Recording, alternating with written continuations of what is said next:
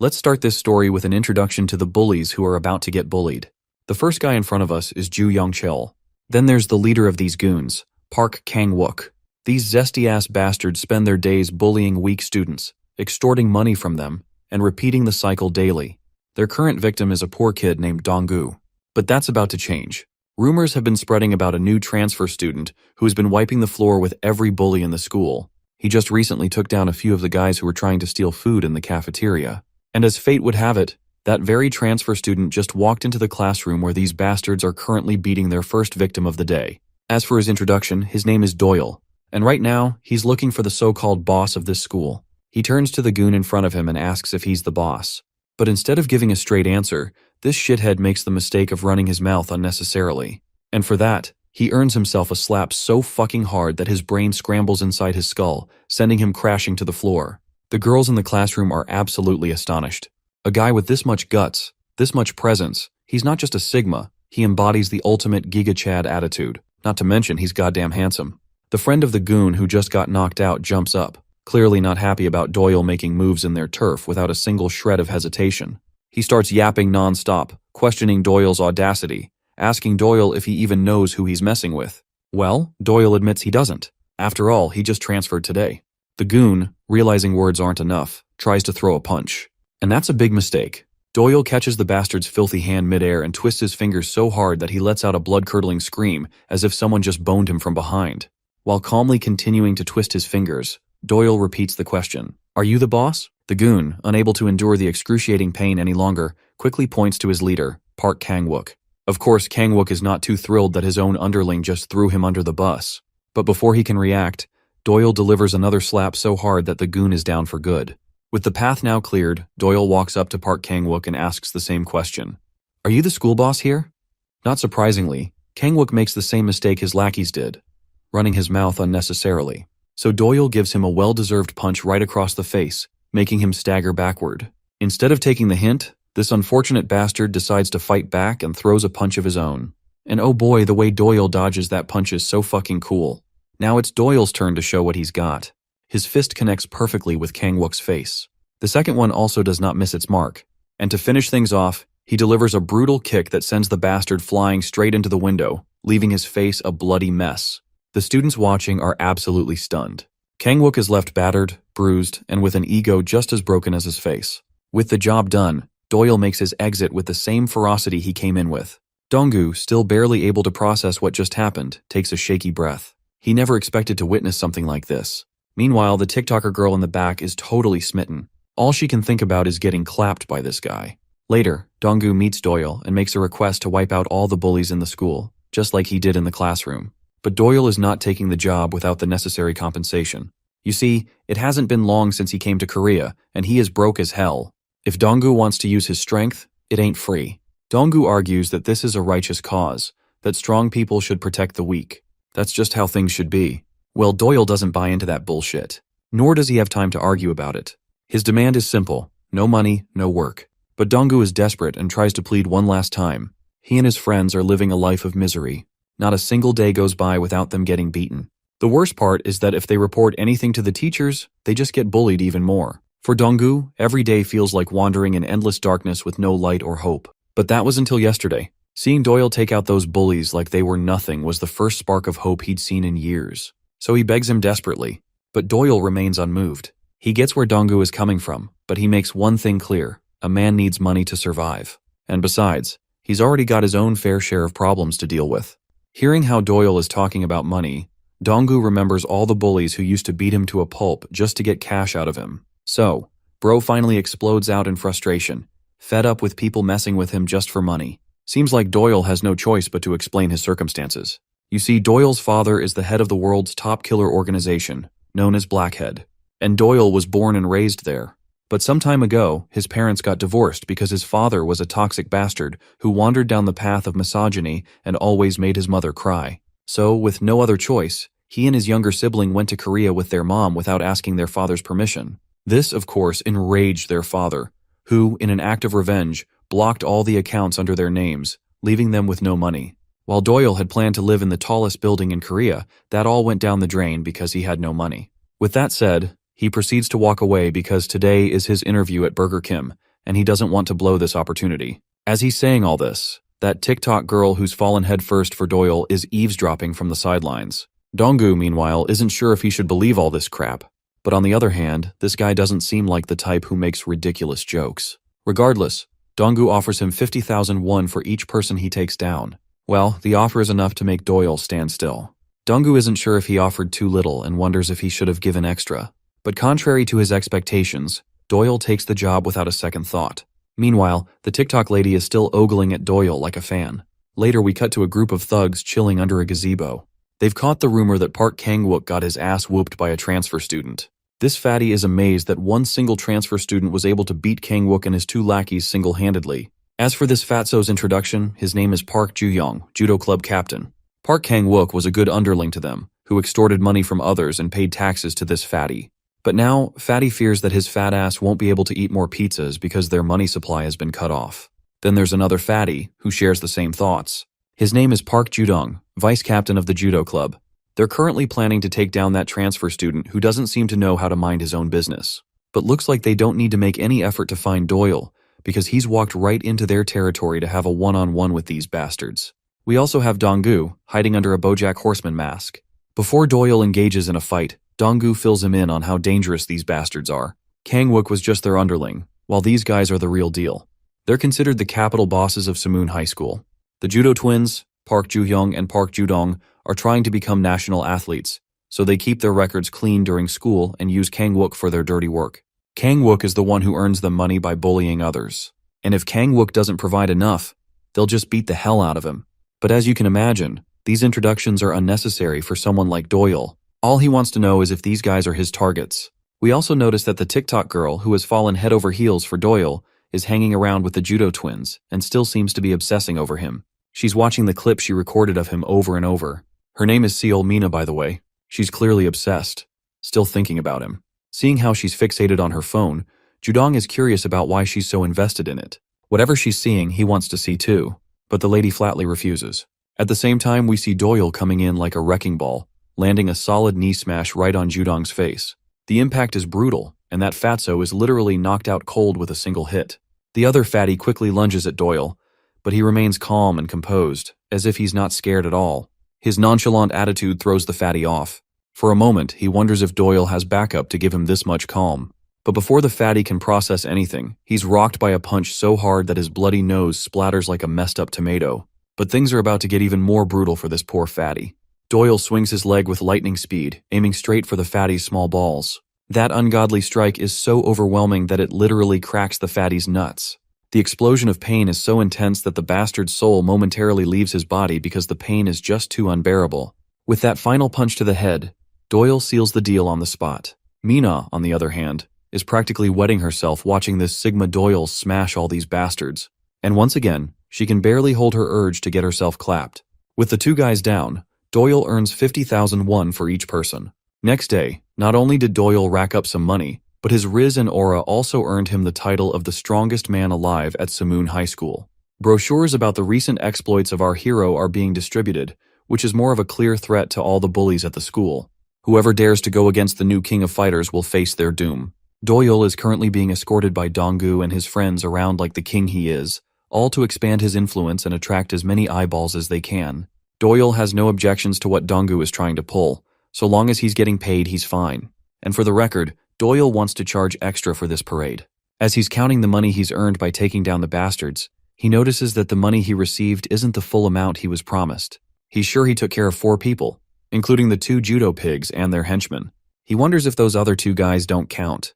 Donggu clarifies that he only requested the elimination of the judo twins, namely Ju-hyung and Ju-dong. But Doyle isn't ready to hear any crap and demands Donggu cough up another 100,000 won. After all, Donggu's from a rich family, so even 200,000 won is just pocket change for him. Donggu suddenly stops to question Doyle, asking how he knew about his family background. What Donggu can understand is that Doyle only approached him because this bastard knew his family was rich. To get context on how Doyle came to know about his family, we cut to the past, where a few of Donggu's friends mention how his family is rich. So Doyle simply states that the entire school knows about how rich his family is. Not to mention, it was Donggu who approached him first.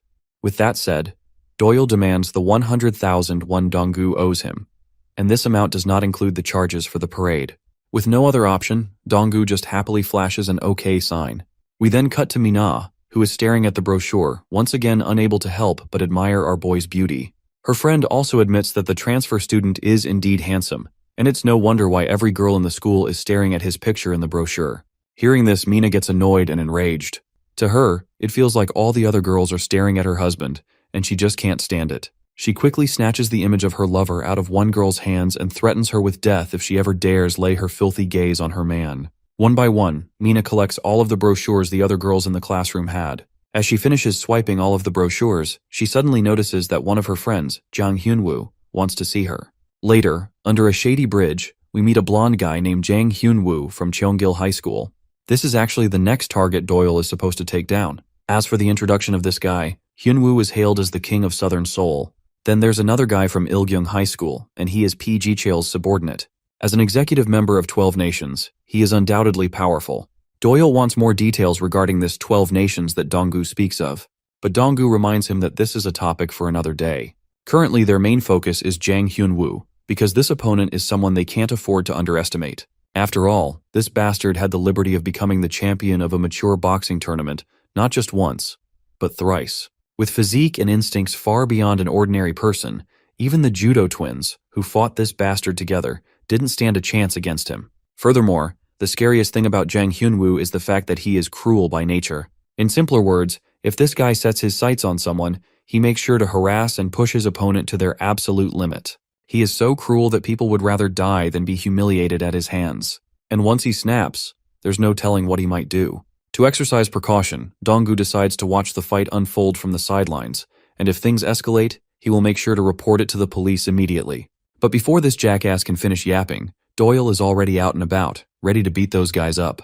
We then cut back to Hyunwoo himself, and Mina is also there in his company. Hyunwoo has just finished beating the hell out of her male friends because she didn't pick up his call on time. But Mina doesn't give a damn about these guys, and refuses to even consider them her friends. The poor boys, who took a serious beating because of her, can only curse her under their breath. Now back to the main reason she was summoned here. Hyunwoo wants her to go on a date with him. He even promises to give her the best time of her life while they're together. But it looks like his dating plans have to be put on hold because a glass bottle is heading straight at him, courtesy of Doyle. Hyunwoo simply ducks down and saves himself, while Doyle sighs in disappointment. Since he missed the mark, now he has to fight this bastard, which is such a drag. Mina begins blushing at the sight of Doyle once again, while Hyunwoo is absolutely furious and demands to know who the hell this bastard is. Mina, meanwhile, starts getting the wrong idea that this guy came to save her. By now, even Doyle notices this crazy lady always showing up wherever he goes, and calling it just a coincidence would be a long shot. The only thought that crosses his mind is that she must be observing his movements. Not to mention, she is always staring at him with weird gazes. So, he finally addresses her. Bro grabs her by the face and makes his threat clear. While he doesn't know who the hell she is, if she's here to pull some bullshit on him, she'll end up as good as dead. But this crazy lady is more than ready to be strangled and killed by the hands of our boy. She straight up gives him the green light to do it. Let's not forget about Hyunwoo, who is absolutely furious to see our boy laying a hand on the woman he loves. In a fit of rage, he balls up his fist and charges at Doyle with godly speed. The punch he's about to land is his signature move. His speed is so fast that even Donggu, just watching from a distance, is losing his mind. But Hyunwoo's momentum is quickly broken by spit. Someone just spat at him. While he manages to safeguard his face from getting splattered by that nasty liquid, he isn't so lucky when Doyle swings his leg and delivers a precisely aimed kick right into his gut. The impact is brutal, leaving Hyunwoo gasping for air. As he is dazed and disoriented from the kick, Doyle decides to deliver another hit. This time, he intends to splatter the bastard's head with a stool he has in his hand. Poor bastard has no time to dodge the oncoming attack. First, it was spit, and now Doyle literally pulled that stool out of nowhere. But it looks like the stool was just a mere distraction. Doyle only uses it as cover before delivering a devastating uppercut. Not only is it painful, but it's also humiliating. Hyunwoo is seriously losing it at this point. In blind fury, he swings a punch with lightning speed. But the punch just zips past as Doyle leans back slightly, dodging it with ease.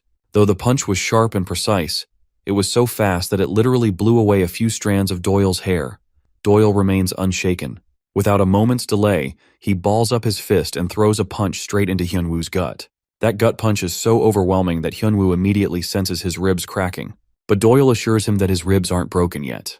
The real damage comes when he slams a stool directly into Hyunwoo's ribs. And this time it literally does. Bro's ribs crack and his breath gets stuck in his lungs. The once mighty fighter, considered the king of this joint, is now nothing more than a beaten-up piñata. His goons just stand there frozen, having no clue what the hell just happened. The dude who was getting bullied is also in absolute awe. Hyunwoo, on the other hand, is struggling to breathe. Now that Doyle is done teaching this bastard a lesson with his fists, there's only one thing left to say. But he forgets what he was supposed to say. Donggu had told him to deliver a warning to bullies, telling them not to mess with the innocent or face severe consequences. Since Doyle can't remember the exact line, he decides to say something even more colorful, something far more threatening and scary. Doyle makes his threat crystal clear. If this bastard ever dares to mess around instead of living quietly, or if he acts up and ends up standing before him again, Doyle swears to God he will tear apart everything this bastard loves. And after ripping them limb from limb, he will make sure to kill every single one of them. While Donggu is losing his mind over the deadly threat Doyle just issued, Mina, on the other hand, is absolutely going bonkers with love hormones firing in her head. She's losing it. All she wants in life is to ride him. The next day arrives, and in a private gym, another group of bullies is working out while mercilessly beating their victim. Suddenly, a guy rushes in with urgent news that one of their underlings, Hyungwoo, got his ass whooped by someone from Samoon High School. The guys in the gym aren't thrilled to hear this. After all, Samoon High School is at the bottom of the hierarchy. It's hard to believe those bottom feeders are trying to rebel against their seniors. Among them is Im Jongbeom from Ilgyung High School, which is ranked 4th. The next day, Jongbeom gathers his underlings from Samoon High, ready to beat down the gang responsible for hospitalizing Hyungwoo. However, he notices that their numbers are unusually low and demands an explanation. Kangwook explains that a few of their guys got hospitalized while trying to steal food in the cafeteria, but Jongbeom isn't interested in small fries. He wants to know about the twin judo piglets. Once again, Kangwook delivers bad news, their balls exploded, and they're also in the hospital. Jongbeom is absolutely livid, and delivers a devastating punch straight to the Kangwook's gut. As far as Jongbeom is concerned, what this guy is reporting is nothing more than bullshit, and he's not in the mood for stupid jokes. But the poor guy insists it's the truth. It's no surprise that Jongbeom doesn't know the full story, as it's been a while since he last checked in.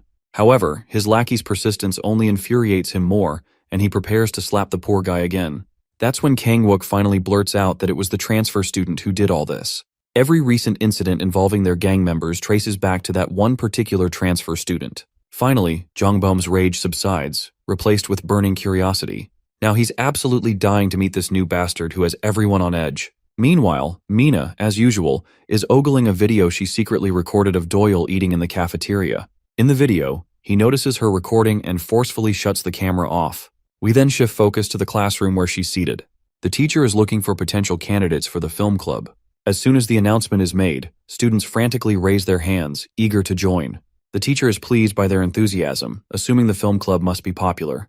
However, Mina has quite the opposite reaction. She can't even fathom that the bookworms, who usually bury their faces in textbooks, are suddenly showing interest. She already envisions herself walking alongside the love of her life.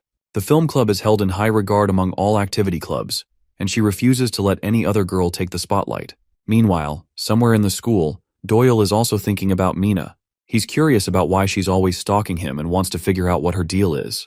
The only information Donggu has is that she was born in Shinlim-dong. Since Doyle has never seen her before in his past, he begins to suspect that she might be a spy sent by his father. Donggu changes the subject and asks which club Doyle plans to join. In response, Doyle expresses interest in the anime club. Of course, this makes zero sense to Donggu. The anime club is a holy haven for otakus, yet Doyle is the complete opposite of a typical otaku who does nothing but coom. That's when Jongbeom shows up, accompanied by his lackeys. Seeing our boy in the distance, Kangwook confirms Doyle's identity as the transfer student responsible for busting the judo twins' balls. Jongbeom grows increasingly annoyed at how his dumbass lackey keeps mentioning balls. It sounds creepy. Nonetheless, Jongbeom refocuses on Doyle. He steps forward, his entourage following closely behind. While Donggu is still rambling about anime club activities, Doyle suddenly spots the goons and, without a moment's delay, sprints toward them with the agility of a cheetah. Kangwook starts cowering upon seeing Doyle charging straight at them. While Kangwook knew this bastard was crazy, he didn't realize he was this crazy. Seeing the lamb running at them, Jongbeom quickly takes a stance, ready for battle. He takes the initiative and swings first, but his punch misses its mark. He tries again, yet Doyle effortlessly dodges with slick ninja moves, zipping past Jongbeom entirely. Jongbeom is left utterly bewildered. Why did this guy just ignore them and run past? The answer becomes clear when we see Mina in the distance. Doyle surprises her with his sudden appearance, causing her to panic. All the brochures she's holding go flying into the air as he pins her to the ground, landing on top of her. While this moment feels like a romantic encounter straight out of a drama to the nutcase lady, Doyle is strictly business. He begins his interrogation, demanding to know why she's stalking him and constantly taking photos of him. Furthermore, he wants to know if his father sent her to trail him. Of course, this love-struck lady completely misunderstands the situation, convinced that Doyle is planning to introduce her to his family. Meanwhile, let's not forget about Jongbyum, who looks absolutely infuriated after being ignored like this. The guy dashes toward Doyle, attempting to smash his head in. But our boy is quick. In a split second, he grabs the bastard's leg and pushes it away. It seems like Jongbyum has finally managed to get Doyle's attention, and that is not a good sign. The thug swings a punch, but Doyle ducks and avoids it effortlessly. Jongbyum refuses to relent. One blow after another, he continues his barrage of attacks. Despite his efforts, not a single one manages to connect. Doyle, on the other hand, decides it's time to retaliate with a punch of his own. But fate has other plans. Just as he is about to strike, the student head of Samoon High School intervenes, stopping the fight. His name is Wang Du-cheol, and he commands them to knock it off. Jongbyum is far from thrilled to see this boomer crashing the party. Nonetheless, he lights a cigarette, but not before throwing one final threat at Doyle, warning him of the consequences that await him tomorrow. With that, he takes his leave with his lackeys. Then Doyle does something unthinkable, something no one saw coming. He literally smashes Jongbyum over the head in front of the student head, and that single hit is enough to knock the poor guy out cold. On the sidelines, Kang-wook begins sweating bullets, convinced that Doyle has just dug his own grave by attacking Jongbyum. Even Donggu, who had literally been paying Doyle to do this job, is left in complete awe. As far as he's concerned, Doyle hasn't even faced a mid-level boss yet, and now he's gone and attracted the attention of the real boss. We then cut to a shady apartment where a tattooed guy is torturing the hell out of his victims. His torment session is suddenly interrupted when his phone rings with news about Jongbyum getting his ass whooped. This guy is from Ilgyung High School, and his name is Im Jongchan. We finally learn about the infamous group known as the 12 Nations. They are 12 of the most feared delinquents in the country, notorious for their brutality. But to Doyle, the 12 Nations are nothing more than a bunch of thugs. He can't understand why people make such a big deal out of them. Right now, there's something worse than those 12 thugs, the punishment he's currently dealing with. Thanks to Wang Du-cheol, he is stuck mopping bathrooms for an entire week. The teacher overseeing his punishment is secretly pleased with this turn of events, glad that this arrogant transfer student is getting a taste of discipline. Meanwhile, Donggu is trying his best to convince Doyle that the 12 Nations are not to be taken lightly. By laying his hands on Jongbyum, Doyle has just provoked them, and now Ilgyung High School will be coming for him. Ilgyung is ruthless. They don't sit quietly when the blood of one of their own is spilled. But Doyle isn't impressed. As far as he's concerned, no one is truly ruthless unless they've cut off an arm or a leg. Besides, those guys were the ones who came to him and started the fight. Still, he partially blames Donggu for putting him in this mess in the first place. After all, it was Donggu who wanted these bullies to be taken down. Now this whole situation is really starting to crawl under Doyle's skin. He's fed up with all this nonsense. So fed up, in fact, that he decides to quit altogether. He'd rather get a part-time job and earn some real money instead of dealing with this endless cycle of fights. Donggu is not happy about this decision. He reminds Doyle that he's being paid way more than any part-time job, plus there's even severance pay, which is a sweet cherry on top. But Doyle is unmoved. He tells Donggu to get lost. Left with no choice, Donggu eventually leaves. As he walks down the road, he recalls getting slapped by one of the bullies. At the time, Donggu had simply glared back at the bastard. And when the bully realized that Donggu was now affiliated with Doyle, he had quickly started sweating and tried to reconcile. Now Donggu feels like his short-lived days of happiness have come to an end. He will have to return to the hellish life he's known all these years. He remembers the brief moments of joy, being able to spend time with his friends, doing whatever he wanted. No one was there to boss him around, extort money from him, or beat him unnecessarily. But now, it seems he has no choice but to embrace that hell once again. As he walks, a mysterious dude suddenly appears, slinging an arm around his shoulder as if they're best friends. Donggu has no idea who this guy is, but the stranger clearly knows him. He recognizes Donggu as the rumored friend of Doyle. By now, Donggu knows that things are about to take a very bad turn for him. Later, that same guy drags Donggu to Jongbyum, who immediately begins interrogating him about Doyle's whereabouts. Of course, Donggu insists that he doesn't know anything. His response only pisses Jongbyum off. So without a second thought, he delivers a brutal kick straight to Donggu's face, causing his nose to burst with blood and sending his glasses flying. Jongbum only demands that he make a simple phone call and summon that bastard here. Quivering, Donggu quickly dials a number, but instead of Doyle, he dials up the helpline number. The guy in the red jacket notices this and immediately threatens the life out of poor Donggu. Realizing what he's done, they resume beating him mercilessly, pummeling him until he has no choice but to endure it like a faithful, obedient dog. Meanwhile, we cut to Doyle, who is casually attending a job interview at Burger Kim for a part-time position, all while his former employer is getting the beating of his life. The interviewer asks Doyle about his hobbies or any special skills he possesses. While Doyle does not have any experience in part-time jobs, states that he knows close combat and how to throw daggers. However, the interviewer mishears him and asks why he would throw swagger.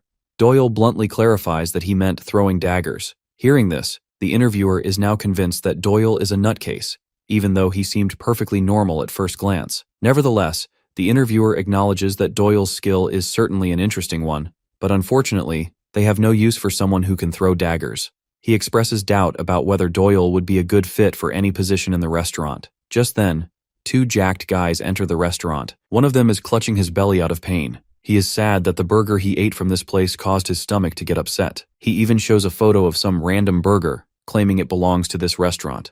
The picture clearly shows a cockroach inside the burger, which is a clear proof that the food is toxic. Hearing this, the other customers, who had been peacefully enjoying their meals, begin to check their own food to see if the claim is true, but it turns out to be nothing more than a harmless olive. The shop owner tries to calm the raging man down, maintaining his politeness to avoid any unnecessary trouble. However, the man refuses to listen and continues ranting about how the trash burger destroyed his stomach. At that moment, Doyle casually walks past the man, discreetly bumping his shoulder against him. The furious man shoots him a deadly glare, but Doyle remains completely unbothered. Meanwhile, we cut back to the group interrogating Donggu. They check his phone and quickly realize that Donggu doesn't even have Doyle's number, clear proof that they aren't friends. Jongbum, frustrated by the lack of progress in tracking down Doyle, can't help but to feel annoyed. He had been waiting outside the school's main gate all this time, yet somehow, they failed to notice Doyle. Annoyed, Jongbum turns his attention back to Donggu. After delivering one final kick, he walks away with his thugs. We then shift to Ilgyung High School's bullies and their leader, Im Jong-chan. Standing beside him is his fellow schoolmate, Choi Hyo-chang. They are talking about the two friends who went to grab some food for everyone from Burger Kim, but they do not seem to have returned, so they decide to check on them now that they are passing by Burger Kim. It is then that, unbeknownst to them, Doyle crosses paths with them, but since they do not recognize Doyle by face, they simply walk past. Once they enter the restaurant, they see their two friends who went to fetch food are now sprawled on the ground after getting beaten up like piñatas. Of course, Jong-chan is not thrilled to see his lackeys down for the count. He quickly scans the room to find the guy who could have done this, but unsurprisingly, the culprit does not seem to be here. This is when Jong-chan remembers one guy he crossed paths with outside Burger Kim, and his shoulder had stains of blood. So he quickly orders his lackeys to catch that punk who just passed them, the one wearing a Samoon High uniform. To emphasize the urgency, he bellows this order at the top of his lungs. We then cut to Doyle, who is casually walking down the street, thinking about how he has just used up all the money he had for the month. Even if he gets a part-time job, he will not get paid until next month, so he needs someone who can pay him up front. And when it comes to upfront payment, only one guy comes to mind is Donggu, who, as fate would have it, is standing right in front of him. It looks like Donggu had been intentionally walking toward Burger Kim to check on Doyle, and he is relieved to see him safe and sound. Before Doyle can ask about the substantial injuries Donggu has sustained, those bastards arrive on the scene. The fatty introduces himself as Choi Hyo-chang from Ilgyung and demands that Doyle listen. He continues yelling through his ass-like mouth, ordering our boy to come over. Before things escalate, Doyle wants Donggu to confirm whether the 50,000 won per person offer is still on the table. Of course, this makes Donggu crack a smile, though he makes it clear that there will not be any severance pay. Meanwhile, the fatty bastard grows impatient and annoyed that Doyle is ignoring him. So the bastard lunges at our boy only to get slam-dunked onto the ground. The impact is brutal, and it gets even worse when Doyle relentlessly throws one punch after another straight into the bastard's face. The shitheads who came with that fatty feel the chill of their lives, while my guy remains as cool as a cucumber in a refrigerator. And for this display of action, he also wants Donggu to pay a performance bonus.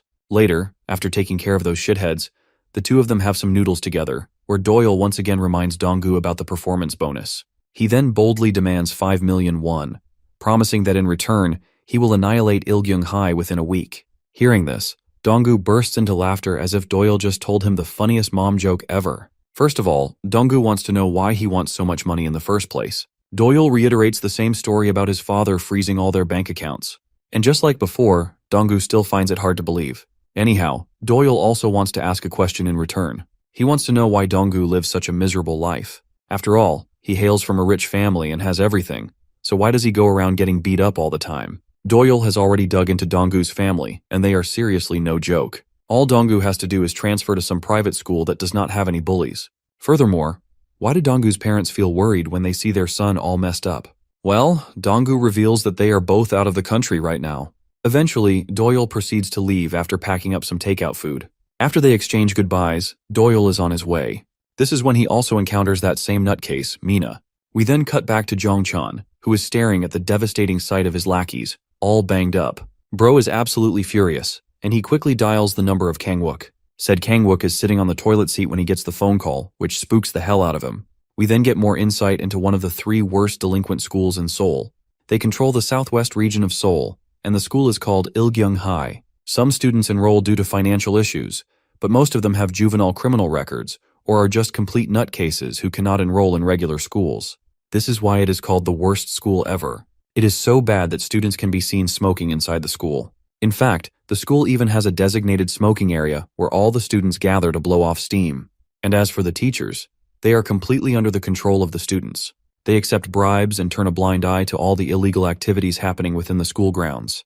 There are even rumors that the principal himself is a former gangster. However, the biggest problem at Ilgyung High is a guy named P.G. Cheol, one of the members of the 12 Nations. For the longest time, Ilgyung High was fractured into multiple factions, but Ji Cheol united them all through sheer strength. Nowadays, he oversees operations such as bike thefts, insurance fraud, extortion, threats against restaurants, and even more heinous crimes involving murders. We learned all of this as we stood right outside Ilgyung High, because Doyle is about to raid the place. While he's literally armed with a rifle, the ever-goofy Donggu is once again rocking his LG TV donkey mask. More than the flashy mask, Donggu is more concerned about the massive gun Doyle is holding. Doyle assures him that it's only loaded with rubber bullets. After all, human bodies are an expendable resource. The more you preserve them, the better. As they move forward, Donggu once again tries to convince Doyle to reconsider before it's too late. Reports of violence at Ilgyung High are so frequent that if someone were to call the police, they'd just laugh it off. But rather than deter Doyle, this fact actually makes him relieved. It works in his favor. But Doyle's unsettling relief only makes Donggu even more worried. Soon they stumble across 2 students. Doyle immediately asks if either of them is Ji Cheol, but instead of giving a simple answer, the bastards start acting aggressive. And as one might expect, Doyle has no patience for unnecessary yapping. Without hesitation, he shoots one of them in the face with a rubber bullet. The other student standing beside his injured friend rushes in to throw a punch, but Doyle effortlessly takes care of him with a well-placed kick. As if that wasn't enough, he then shoots the bastard in the foot, before using the gun itself as a melee weapon, slamming it down on the guy's shoulder, which shatters the collarbone. The poor shithead can do nothing but groan on the ground while Doyle looms over him like a goddamn reaper, demanding that he bring Jikail here as soon as possible. Meanwhile, we cut to Jang Byum, who is still nursing his sore neck from the hit Doyle had inflicted earlier. Right now he's performing his usual duty, collecting ransom money from students. Suddenly, his red jacket friend comes rushing in, panting heavily as he reports that the bastard from Samoon High is here. Naturally, this piques Yongbyum's curiosity right away, because he was just thinking about him. Elsewhere, Kangwook can be seen battered and bruised, and is getting grilled by Jongchan. Before Jongchan can rough him up further, he receives a phone call from one of his lackeys about a spy roaming their turf with a gun in hand. As usual, Jongchan yells at the top of his lungs, demanding clarification on who this so-called spy is. Kangwook, on the other hand, feels utterly hopeless. He has no idea how any of this involves him, or why he's even getting beaten up. Back to Doyle, he continues cutting down every shithead who dares to stand in his way. Eventually, they come across 2 female students and question them if any one of them happens to be PG Cheol. Unsurprisingly, the girls deny any connection to him. After all, PG Cheol is a guy, not a girl. Doyle, however, blames Donggu for not mentioning this earlier. This is when Doyle finally notices something. Or rather, someone worthwhile. It's of course Yongbum. Dude finds it somewhat admirable that Doyle had the balls to walk straight into the tiger's den. However, these so-called tigers begin to flinch and recoil in fear when Doyle places his hand over the trigger. But they're in luck because Doyle is already out of bullets. Feeling mocked and humiliated once again, Jongbum charges at Doyle in a fit of rage, aiming to land a hit. But his aggressive swing amounts to nothing. In that moment, He notices Doyle reaching inside his coat, perhaps to pull out another weapon, but it turned out to be just a distraction. The next thing he knows, he's doubled over in pain, having taken a brutal knee smash right to his gut. Meanwhile, in the annex building of Ilgyung High, a few teachers take notice of the dozens of beaten-up students lying on the ground. One of the newer teachers, visibly horrified, suggests calling the police. But the senior teacher beside her dismisses the idea, since this is just a normal day at Ilgyung High. Even if they reported it, the police wouldn't respond. Not to mention, the principal has given clear instructions to the staff to stay out of student affairs because getting involved only makes things worse. That said, even this veteran teacher admits that today's situation is unprecedented. He's never seen anything like this before. Not since the PG Cheol incident. Adding to the mystery, the school's CCTV cameras are down, and even the phone signals are jammed. Something bizarre is happening, and he has yet to figure out why. We then cut to a jacked-up dude effortlessly bench-pressing 200 kilo, while the group of his lackeys watches in awe. After chugging down a protein shake, he finally acknowledges the lackeys standing in front of him and asks them why they're here. One of them quickly delivers the message from the higher-ups. All executives are to report to the school immediately because a spy has infiltrated their turf. As for this hulking figure, he is Park Jinju. Peering into Yongbyum's past, the young prodigy was once lauded by all of his coaches. He beat up everyone, and was the meanest kid among the crew by defeating 6 guys all at once. One could even say the kid was blessed with God-gifted talent and a fighting ability that impressed just about everyone. He was the definition of talent. Yongbum grew up to be a menace throughout his middle school life, and every person who ever tried to make themselves an equal to him, they all felt the crushing face of defeat when he humiliated the shit out of them. Yongbum had a distinct superiority complex and treated those weaker than him like worms. It's as if he was living in a world where he believed only the strongest would dictate the weakest, and he took joy in torturing those that couldn't ever dare to stand up to him. Yongbum's life had been like that, all the way until he met a monster. Doyle, at his current level, easily dodged his punches and humiliated the fighter with his immense speed. Yongbum has never been so pissed before, and giving into his anger, he lunges forth for another strike, questioning how his punches are failing him right now. In response, his opponent gives him a reality check in the most embarrassing way possible. Doyle smacks his face with the broom, casually pointing out the difference of reach between theory strikes. Fidgeting back on his feet, the arrogant Yongbum wipes off his blood, and is in denial of the reality taking place before his very eyes. Frustrated, he goes for yet another strike from below, a sharp hook that his opponent ducks with precision, returning a powerful uppercut that knocks the living daylights out of the bald fucker. Doyle puts him to sleep on the ground. Yongbum's sandal flings away as he trips on his feet. To add on to the humiliation, Doyle comes rushing with a speedy kick. Luckily, Yongbum was able to dodge it, but he still can't fathom how his monstrous opponent appeared so quickly. This guy, a seemingly nobody who no one had even heard of, was casually beating the ever-living crap out of him. Doyle mercilessly went for a full swing of a soccer kick just now, instilling a deep, dark fear in Yongbum's bones. The reason is simple. If that kick had connected with his jaw, it would have straight up killed him. Doyle commends his opponent's speed, confirming that he had just attempted to cripple Yongbum for life. Reminding the bald head of his words, Doyle emphasizes that no amount of pleading will save him from the beating he deserves. Seeing this scene unfold, Donggu is at a loss for words. Doyle thinks he should lessen the punishment, but what good will that do? Because this psychopath is in the mood to break his leg as a merciful retreat. Hearing those words, Yongbum is once again reminded of his past, how he used to mercilessly look down on those weaker than him. In a poetic twist, the situation has flipped, and now he's the victim of his own philosophy. Enraged, he tries to whirl a powerful fist to strike down Doyle, an attack that he meticulously evades. Doyle dodges yet another strike, while the bloodlusted Yongbum continues to punch him. Our boy isn't worried. This is just too easy for him as he casually throws not just one, but a fleet of strikes in his path. Yongbum is utterly destroyed with a final definitive strike from Doyle's wrathful lunge. The sight of his humiliation leaves his lackeys at a loss for words. They are speechless seeing Yongbum getting toyed with, gargling on his own words pathetically on the ground. He stares at Doyle, who looks down on him with the most arrogant look on his face. He goes on to tell Yongbum that this high school is nothing special. Unable to do anything on his own, the baldhead turns to his lackeys, roaring at them for standing still. Yongbum gives them an earful and orders each person to take down Doyle, but how could they, seeing as they witnessed one of the most brutal takedowns before their very own eyes? Sometime later, his senior Jongchan is annoyed walking through the school hall. The dean of the school tries to intervene and stop them from walking in as if they own the damn place.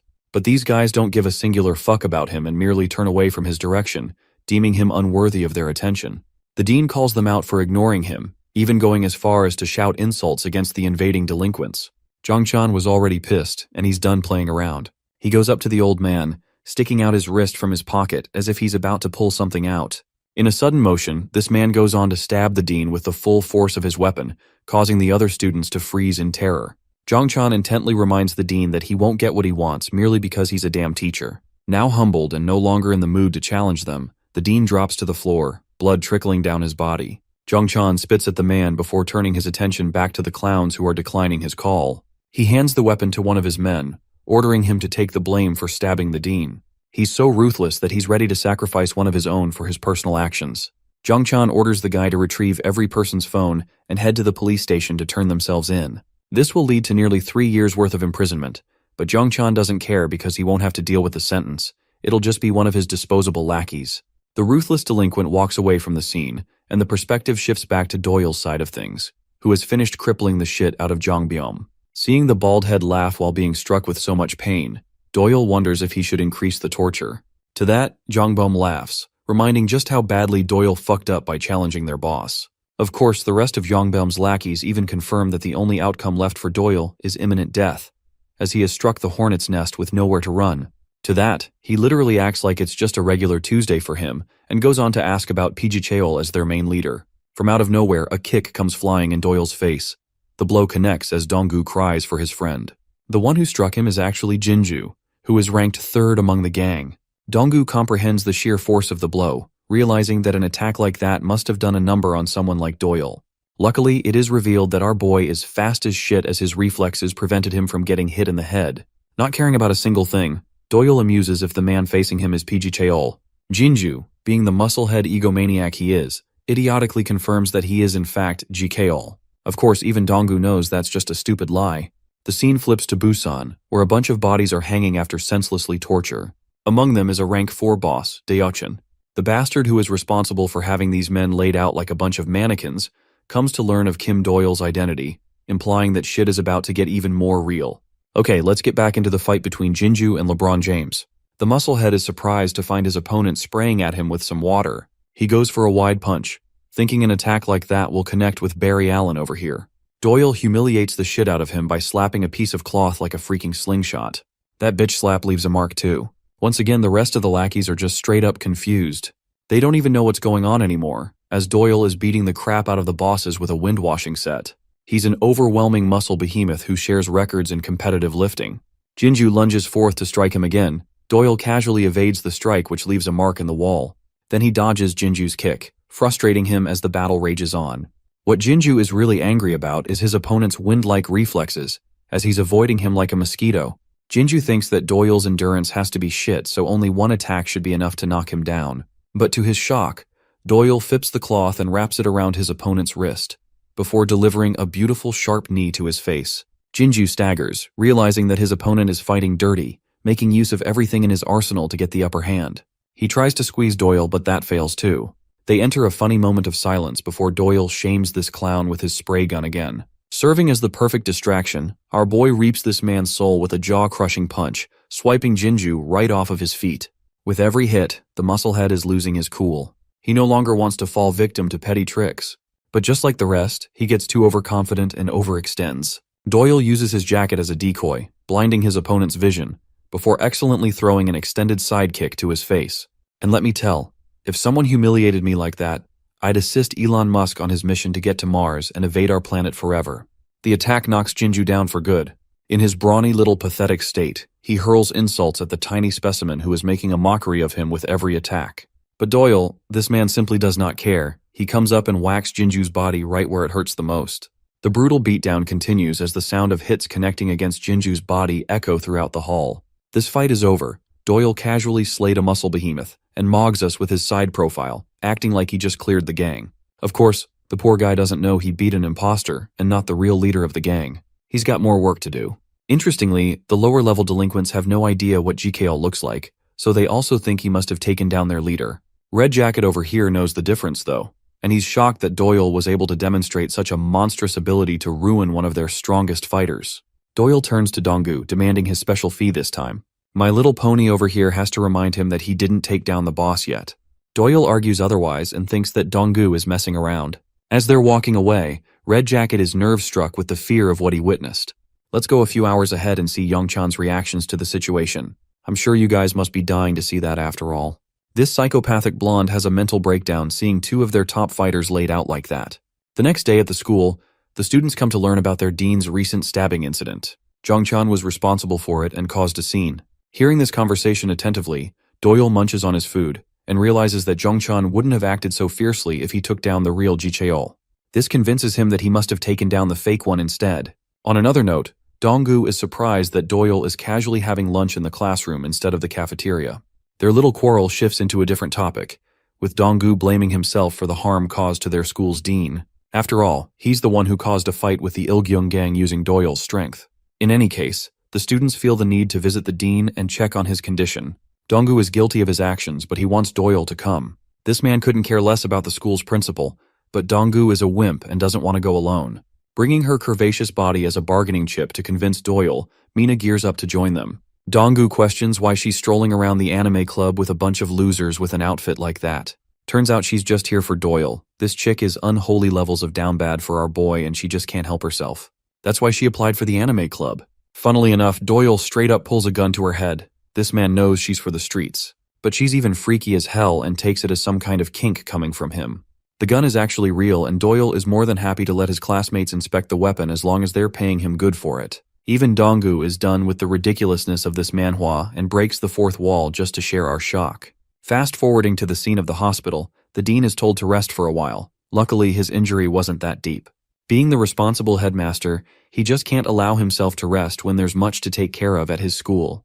He wants them to know that he'll return back to the school in 1 week. Hearing that, his wife reminds him that he shouldn't just walk his injuries off, because he clearly needs help. By the way, Donggu ended up coming with Mina to check on the principal. Unfortunately, the baddie only cares about Doyle, who didn't even end up joining them and jumped from the 3rd fucking floor like he's Tom Cruise or something. Mina feeds into her rage, stating that the hospital isn't worth it if the transfer student isn't here. Yeah, I am convinced this girl is 69 red flags in one person. Even Donggu thinks she's being ridiculous. He tells her to head home if she's here to goof around, but Mina has the gall to call him annoying for it. Donggu clutches the door handle when he hears the dean speaking to his wife. They talk of their hearty marriage spanning 2 decades, which means she knows if he's in pain. As for our boy, he ended up deciding to come along, reflecting an encounter he shared with the dean. It was the time where he got in trouble and received a punishment. But when the dean realized that Doyle lived only with his mother and sister, he understood that the boy was the only man in his house. He let off the kid with his phone number, promising to help him in the time of need. It was that gesture that struck out to Doyle, because the dean wanted him to be normal and share an enthusiastic and energetic life in his young years.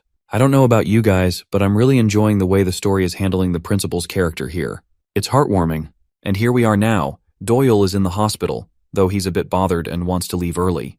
When he draws near the dean's room, he spots both Donggu and Mina waiting patiently. Inside, the dean is weeping like a child in pain. Since he's an adult, he naturally feels embarrassed for being so vulnerable and weak right now. His wife comforts him, while the dean goes on to state that he can't risk being embarrassed or showing a weak side of himself in front of his students. The sight of Youngchan just hurling those insulting words at him, while he was powerless to stop the thug, haunted him. Donggu, Mina, and Doyle are hearing this conversation with their fullest attention. This man was doing so much for the students and all he got in return was a wound for it. The dean considers himself a failure, bawling his eyes out and hiding his face. The heartfelt moments end there, and the scene transitions into a horrifying sequence. Jicheol, the real one, is pissed that one little troublemaker was able to cause so much trouble. Before him, Youngchan trembles before him like a puppy, completely acknowledging that he deserves death for his failures. He just wants another chance to fix his wrongdoings. But Jicheol is done. He doesn't think Youngchan is serious about his word, because if he was, then he would have dragged Doyle's body here already. And now, it's time for a gruesome punishment.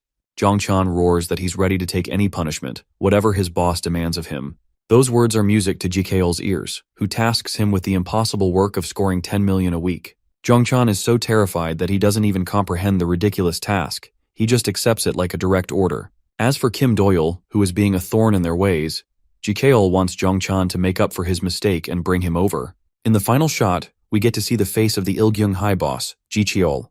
At the gaming arcade, Doyle is banging out the shots like he's a professional. Mina is practically squirming seeing him do anything, while Donggu tells him his backstory of how he earned the title of dumbass from just about anyone who bullied him. though it came to a point that Donggu just accepted things for the way they were, and believed that he was nothing more than a clown. Doyle is killing it while Mina is fangirling over him. Donggu's little rant ends up getting ignored by the both of them. Mina is treating like a date, but Doyle simply tells her to get lost as well.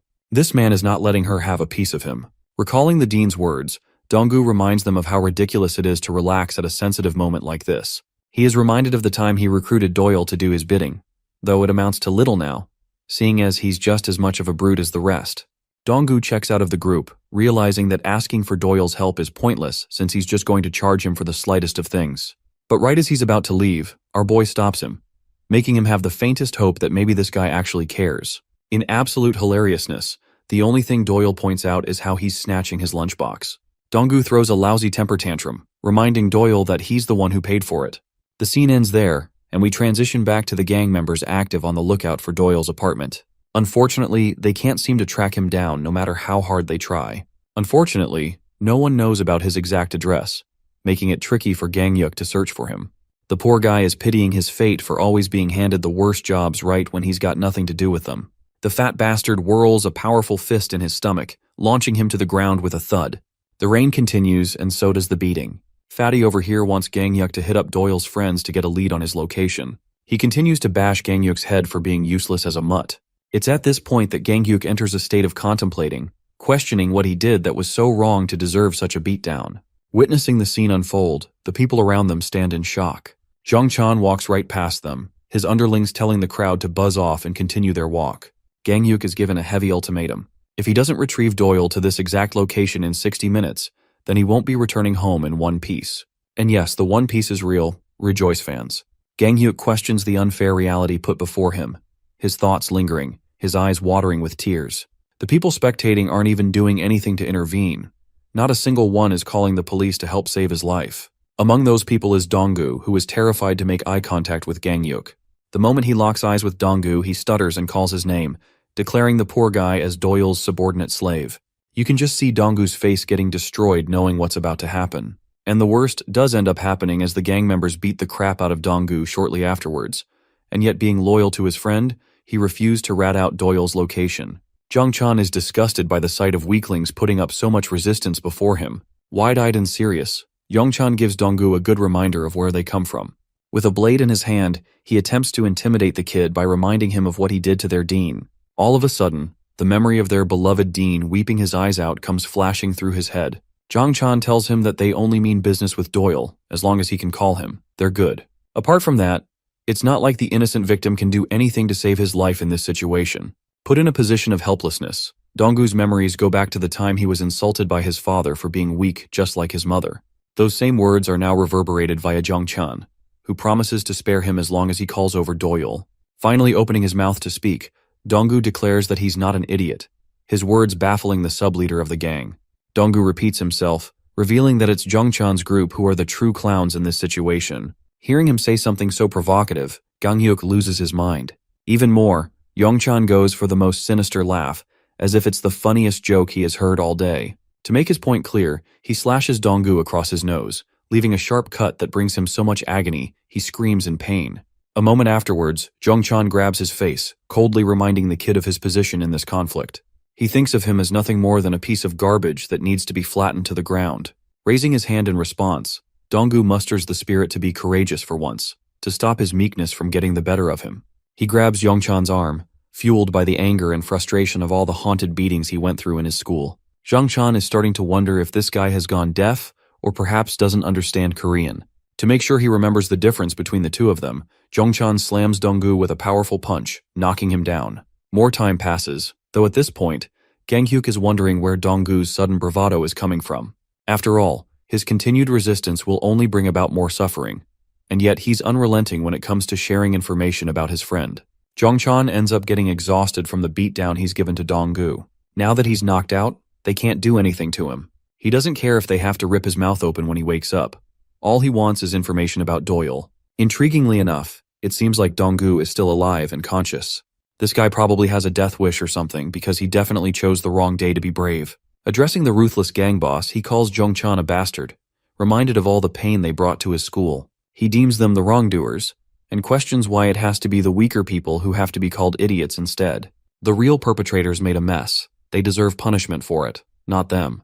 Gang-hyuk is out here pinching his face, knowing that this kid is about to get slaughtered if he keeps yapping any longer. He continues, stating that their lives would be perfect if the gang never existed to bring them turmoil. Pointing to Jongchan, he deems him the root of every mess, roaring that everyone in this messed up gang is an idiot. His loud admission is acknowledged by Jongchan, who turns back with his blade out, pointing out Donggu's audacity for saying so much in the situation he's in. Bursting with full speed, he draws his weapon and pins Donggu's face down, wondering if taking out Donggu's eyes would be enough to teach him a lesson. Gang-hyuk knows there's no coming back from this, while Jongchan mercilessly lunges forth to slash his eye. His attack comes to a sudden halt when Jongchan sees a shocking face pop up out of nowhere. Remember the gun that Doyle was proudly showing off? Turns out that it was just a fake gun that Donggu had brought him with a warning message inside. The point is, this man literally tried shooting Jongchan down without hesitation. The main man is here, and Fatty recognizes him immediately, while Jongchan is in a bloodlusted state like a predator ready to devour his prey. Doyle addresses Donggu and realizes why he switched their phones. Unfortunately, his phone screen ended up fully cracked, and Doyle identifies the freak show Jongchan as the culprit. He also sees his delicious lunchbox annihilated on the ground. Doyle identifies this situation as a critical one, not because his friend was about to get his eye poked the shit out of him, but because he lost his precious lunchbox. Thrilled to finally come face to face with the annoying pest who gave them so much trouble, Jongchan yaps and fails to notice Doyle blitzing him with full speed. He's so freaking fast that his punches feel like they just vaporized parts of Jongchan's body. Doyle treats the situation calmly, only caring about exacting his revenge for the lunchbox. The story goes off on a side tangent about the Sillim-dong Golden Karaoke Bar incident. The culprits were a group of thugs ruling over the Sillim-dong territory, a gang called Hot-Blooded Men. Now these guys were a newly established gang that took their powers to rise using girls to lobby police officers. Thanks to that, they never got in trouble, because the police were always hesitant in intervening against them. Shortly after, this group was annihilated to the ground at the hands of someone ruthless. Their leader, Lee Ho-cheol, was enjoying a birthday party when it happened. The event featured the main 21 members of the group to celebrate the joyous occasion. But then, one intruder walked in. Every single one of the members ended up getting destroyed at the hands of one guy, having endured life-threatening injuries. And the one responsible was just one psychopathic 13-year-old boy. A boy with extreme arrogance and disgust in his eyes. That boy was Jongchan himself. At the time, it was impossible to believe that a mere 13-year-old could defeat so many gang members that not even the police could get their hands on. 21 people smashed at the hands of one person. Shortly afterwards, the rumors of his cruel strength were spread across Seoul, and every person who knew about him popularized a nickname befitting his ruthlessness: the demon, Im Jongchan. And that same Jongchan is currently so terrified that he looks powerless at the moment. He's receiving a one-sided beatdown, unable to combat his opponent, looking like a lifeless cripple. He thinks Doyle must have drugged him or something after all. He just can't envision himself being defeated at the hands of some nobody like Doyle. Aiming for a sharp stab, Jongchan's attack misses with Doyle effortlessly dodging. Flicking the blade back in an effort to catch him off guard, Jongchan goes for a wide swing. But even that is effortlessly evaded, causing Jongchan further distress. He tries countless times, but Doyle is looking at him with a resting bitch face that screams, "You done yet, kid?" Doyle delivers a soul-shattering uppercut to this bastard's jaw, an attack that Jongchan could see coming and yet he still couldn't dodge. Maintaining his stand, Jongchan refuses to be put down. He wipes off his blood, his expression looking sickly and ghost-like. All he cares about is what Doyle did to him, a whiny loser who thinks he couldn't be bested otherwise in a fair fight. Doyle's previous attacks ended up doing a number on his ribs, causing Jongchan to wail in agony as he grips his sides. Doyle thinks of him as nothing more than a whiny bitch who just can't seem to shut up. Handing him the same exact treatment that he gave to others, Doyle blankly states that it's not his fault that Jongchan is pathetically weak. It's a simple fact that his opponent can't accept. And there is a reason for that. It's because Jongchan has never received enough beating in his life to be so humble. Which is why Doyle is here to teach him a lesson, like a strict teacher about to discipline his student. Jongchan's expression turns to terror, though he stupidly dashes in to attack anyway. Doyle casually dodges his punch with his signature speed, forcing Jongchan to go for a kick. Doyle ducks to his right and evades the attack. In response, he counters with a single left hook that his opponent can clearly see coming from a mile away. And yet for some reason, he still can't avoid it as Doyle knocks him back like a punching bag eating extreme recoil. The blonde is questioning his existence. He compares the situation to being aimed at with a gun. Even though Jongchan knows the bullet is about to fire, he can't react to its incredible speed. Doyle bashes him with more and more of his godlike speed, doing a number on Zhongchan right until he staggers to maintain his footing. Pausing for a moment, Doyle impressively remarks that he is clearly facing someone stronger than the average person, as Zhongchan has been doing a good job of eating his punches so far. That may be true, but Zhongchan's condition is all you need to know about his situation. He's like an injured dog that needs to be put down to stop his suffering. Of course, it's a good thing for Doyle, who is enjoying the experience. Gangyuk is baffled to the core, gripping his head in shock because this fight is practically happening over a damn lunchbox. Even Donggu is speechless. Gesturing him, Doyle tells Zhongchan to draw near, asking him what part of his body he should break, as he'll take Zhongchan's words into consideration. Seeing him stand there in silence, Doyle's eyes sharpen with a gaze so terrifying that it makes Zhongchan quiver before him. He is forced to avert his eyes, unable to meet his ferocious opponent to the face. Since he's not making a choice, Doyle decides that it's time to take matters into his own hands, and figures it would be fun shattering Zhongchan's jaw. It's the same situation as last time. The bullet is about to be fired, and there is nothing Zhongchan can do to stop it from firing. Doyle's godlike fist connects, the sensation coursing through as if he just vaporized Zhongchan's head off his shoulders. The delinquent cries in pain, screaming on his knees. Despite being as ruthless as he is, he had yet to meet a person as terrifying as Doyle. The moment he met his gaze, he could sense a creature far more cunning in Doyle's shadow. It's as if he's not even a human opponent, a living embodiment of fight perfection. His yapping goes shut with Doyle slamming a kick in his jaw, shattering the rest of his jawbone. The fight, or rather the one-sided massacre, continues with Doyle beating the crap out of the unconscious Zhongchan. At the hospital, the dean is enjoying his coffee with his wife, while the culprit responsible for stabbing him is getting the sonic rings beat out of him. By the time Doyle is finished, he's panting in exhaustion. With their top dog defeated, the fatty gets his panties in a twist, unable to do anything before Doyle's gaze. The scene cuts to the Tiger Crew gang's hideout. Here, a ton of bodies lay defeated, with one man enjoying his noodles. GKL ended up meeting the leader of the Tiger Crew in person, and because he didn't like the way the negotiations turned out, he decided to cut their precious tendons for his amusement. Knowing that these guys were ready to cross him at any moment, he tortures their leader by poking his flesh with his chopsticks. GKL offers them 2 days to wrap up Busan's shit show and then merge with his gang. Seeing as he doesn't have any choice, their leader nods in agreement. GKL stares him down, demanding his conviction. He's satisfied with the answer he received. So this freak show leaves with an ugly glare in his face. As he's leaving, Ilgyung-hae's chief of operations, Hyuk Cheol, tells his boss that he's been getting a lot of calls. Taking the phone, GKL is startled when he hears a different voice on the other line. It's Doyle, and he means business. Right as GKL opens the door, all he sees is a man standing before him with a phone next to his ear. Doyle pulled up to their turf. After all, they were seeking him in high demand. Also, he took the time to obliterate each one of GKL's men while he was at it. Adopting a nightmarish smile, GKL finds himself more amused than ever. Sharing a meeting with the head principal of the school, one of the teachers questions if it's really a good idea to let this incident slide. After all, this incident involved an outsider who assaulted multiple people. It's an incident that should be making the news for the safety of the children. In response, the selfish principal argues that it's the parents' fault for sending their children to a place like their school in the first place. The Ilgyung school is unlike a normal school. It's the one place where parents send their children because they've abandoned all hope for them. Even if they ended up having their lives fixed, it wouldn't amount to a difference. Nobody even cares about the value of Ilgyung-hae, and to avoid any further problems, the head principal doesn't want to make a bigger mess out of it. This wimpy coward thinks that bystanders shouldn't get involved needlessly, as something more sinister is brewing behind the scenes. And let's go back to our boy, who is beating the crap out of the chief of operations. Hyukcheol tanks the heavy fall, rolling back and returning to check on his opponent. He could tell that Doyle just used a judo move. The fighter makes his descent and stands before Hyukcheol, who can't place a finger on what's this guy's deal. It's the same situation that occurred with Zhongchan. They can see his attacks coming, but they just don't possess the reflexes to avoid them. Now Hyukcheol is a sensible fighter, and he clearly understands that he can't win in a direct competition. However, the moment he grabs a hold of Doyle's body, it's game over for the fight.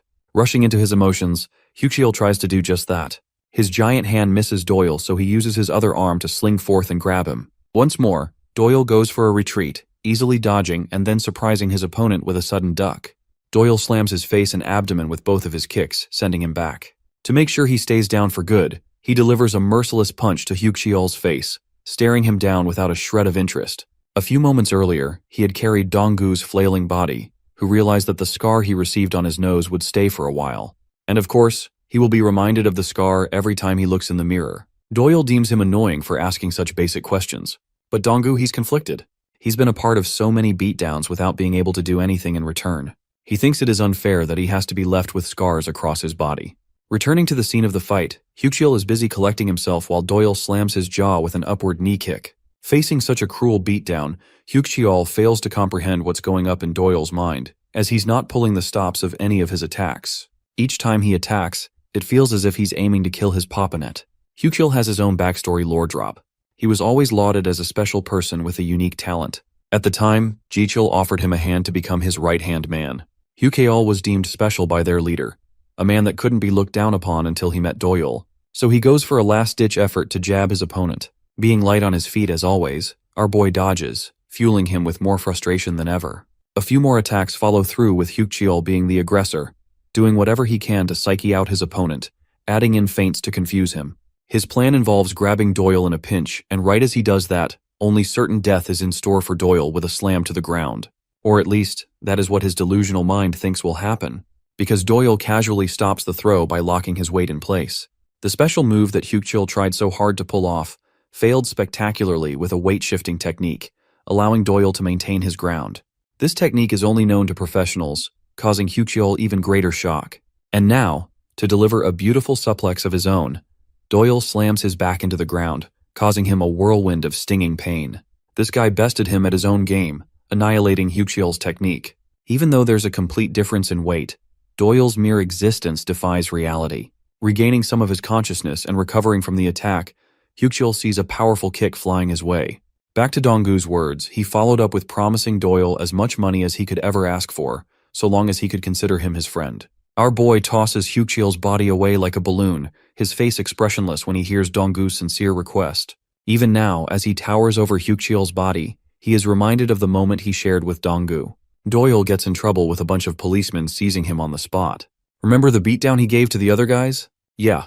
Well, one of them ended up calling the police. They want to arrest him, when suddenly, one of the policemen gets their face bashed with a brick. It's Jicheol, and this guy is a fucking menace for assaulting an officer. The other guy tries to arrest this psychopath, but he quickly dismantles him like a force of nature. With both of them down for good, Jicheol collects himself, glancing at Doyle with excitement. Having achieved everything he ever wanted through violence, the gang leader believes it is the most convenient way of life. He just can't have other people stopping him when all he wants to do is have some fun. The leader of the gang even offers to become friends with Doyle, arguing that he could help cultivate our boy's ability for the better. What's more, the gang will enjoy their full support. The reason he mentioned the boss of Japan's Yakuza Okita group is because violence easily exploits money. He extends his offer to Doyle, who cares little about entertaining him, and unleashes his full speed from the get-go. His fist vaporizes Jicheol's face with a single strike. Doyle drops a bombshell. He's the one who killed the Yakuza boss with his own hands. This guy's fucking unstoppable at this rate. Circling back to the conversation regarding the head principal, he recalls sharing a drink with one of the congressmen. The head principal believes one of the students in their school is responsible for stealing critical information from the top business clubs. As for the fight, you'd be surprised to find this out, but Jicheol actually blocked Doyle's attack in time.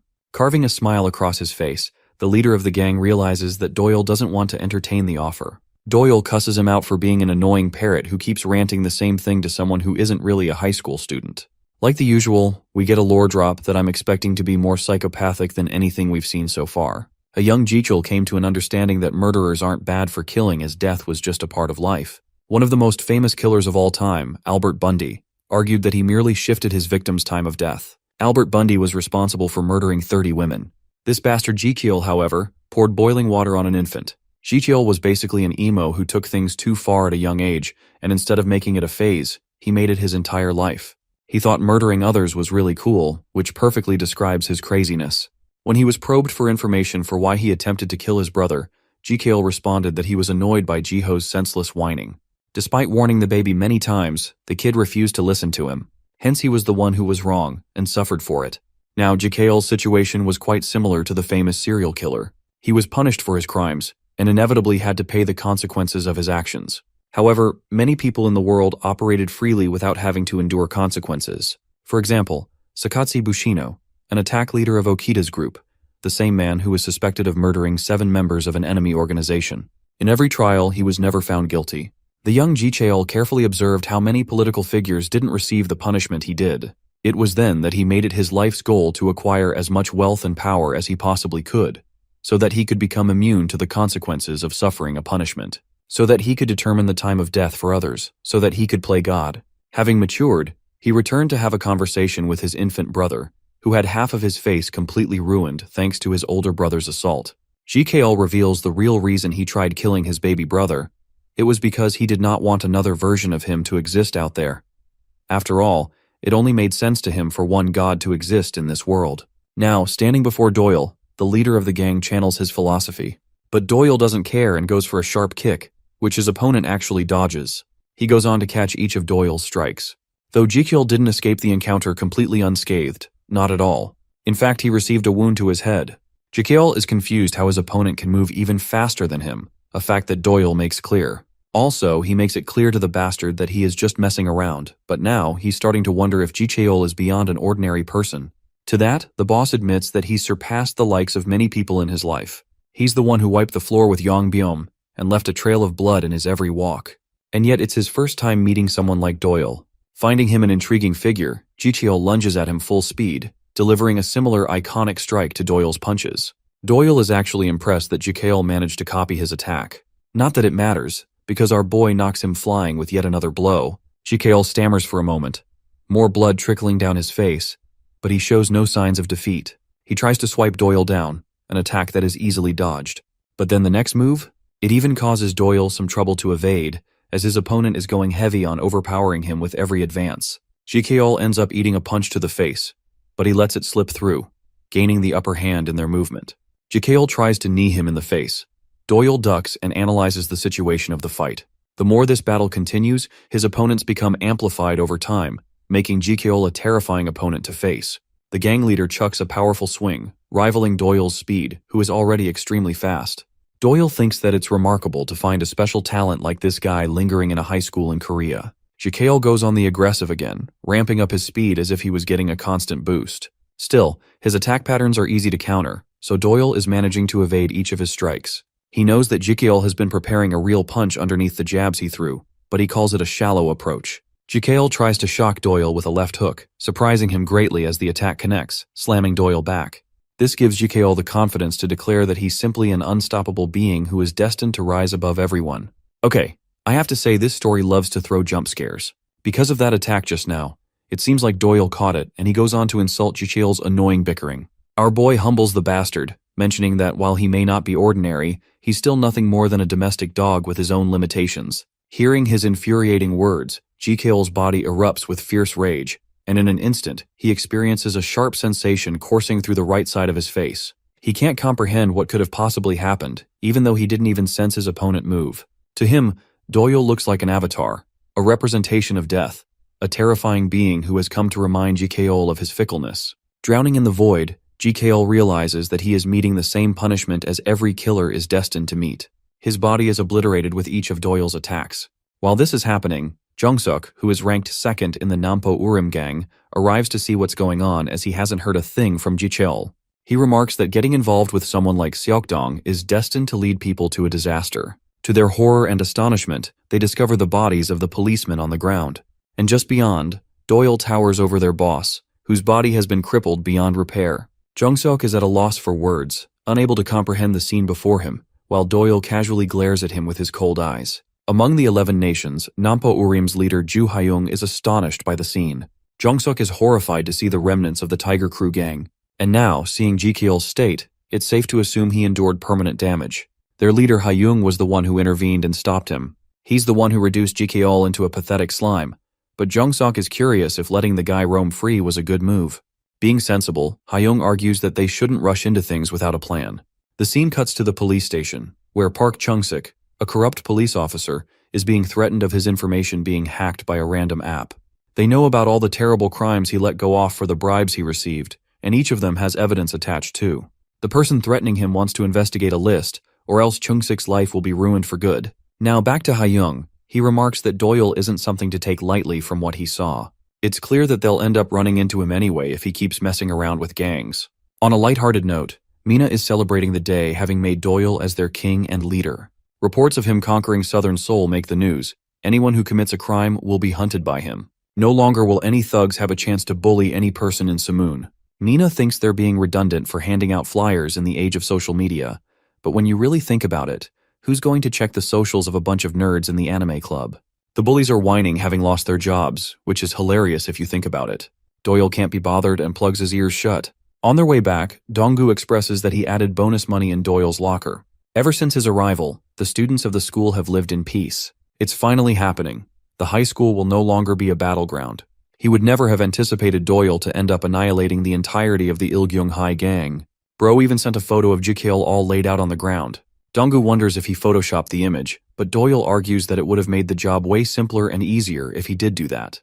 Donggu is so happy admiring the Doyle's powers, and promises to no longer be a nuisance to his sight. He wants to learn how to fight from the best, a request that Doyle meets with a confused look on his face. Even though they've taken care of the Ilgyung gang, there's still a bunch of others to defeat. Among them is Seokdong of the Seokdong High. Their rank 5 delinquent is casually enjoying a chat, amusing the talks of a kid going around and defeating the 12 nations on his own.